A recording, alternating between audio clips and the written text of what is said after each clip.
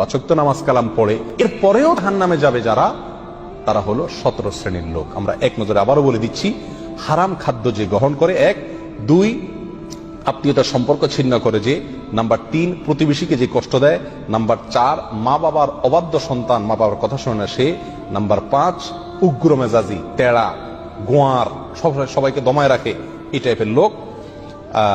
Number 6 অধীনস্থদেরকে, প্রজাদেরকে, যে সমস্ত শাসকেরা, যে সমস্ত রাজারা, যে সমস্ত রাষ্ট্রপ্রধানেরা, সরকার প্রধানেরা বা যে যে লেভেলে আছে সে তার প্রজাদেরকে ধোকা দেয় যে তারা।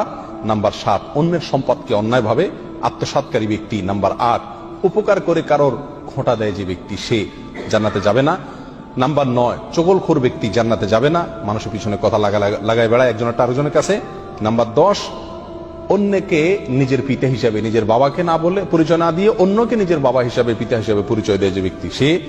নাম্বার 11 গর্ব এবং অহংকার করে যে ব্যক্তি, যার মনের ভিতরে অহংকার আছে, সে জান্নাতে প্রবেশ করবে না। নাম্বার 12 রাসূলুল্লাহ সাল্লাল্লাহু আলাইহি সাল্লামকে যে ব্যক্তি ফলো করে না, তার নির্দেশকে মান্য করে না, সেই ব্যক্তি। নাম্বার 13 অকারণে তালাক কামনা করে, তালাক চায় যে মহিলা, সেই মহিলা।